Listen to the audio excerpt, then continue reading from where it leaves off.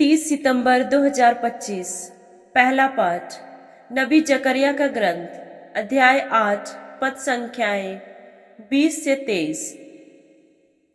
विश्वमंडल का प्रभु यह कहता है, राष्ट्र तथा महानगरों के निवासी फिर आएंगे।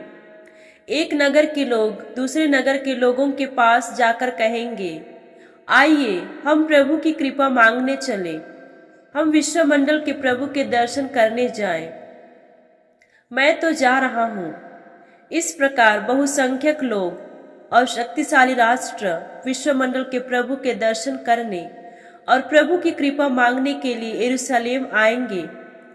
विश्वमंडल का प्रभु यह कहता है, उन दिनों राष्ट्रों में प्रचलित सभी भाषाएं बोलने वाले 10 मनुष्य एक यहूदी की चादर का पल्ला पकड़ेंगे और कहेंगे, हम आप लोगों के साथ चलना चाहते हैं, क्योंकि हमने सुना है कि ईश्वर आप लोगों के साथ है।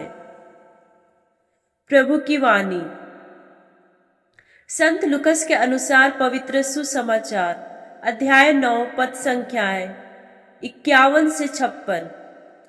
अपने स्वर्गारोहण का समय निकट आने पर यीशु ने यरूशलेम जाने का निश्चय किया और संदेश देने वालों को अपने आगे भेजा। वे चले गए और उन्होंने यीशु के रहने का प्रबंध करने के लिए समारियों के एक गांव में प्रवेश किया। लोगों ने यीशु का स्वागत करने से इनकार किया, क्योंकि वह यरूशलेम जा रहे थे। उनके शिष्य याकूब और योहन यह सुनकर बोल उठे, प्रभु आप चाहें तो हम यह कह दें कि आकाश से आग बरसे और उन्हें भस्म कर दे। पर यीशु ने मुड़कर उन्हें डांटा और वे दूसरी बस्ती चले गए। प्रभु का पवित्र सुसमाचार। मनन चिंतन।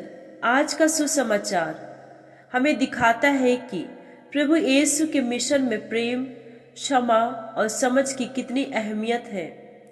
जब कुछ गांव के लोग उन्हें अस्वीकार करने वाले नजर आए, तब प्रेरित याकूब और योहन क्रोध में कहने लगे, प्रभु आप चाहे तो हम यह कह दें कि आकाश से आग बरसे और उन्हें भस्म कर दे।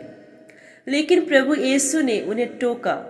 उन्होंने दिखाया कि ईश्वर का कार्य हिंसा और बदले में नहीं, बल्कि धैर्य, प्रेम और आज्ञाकारिता में निहित है।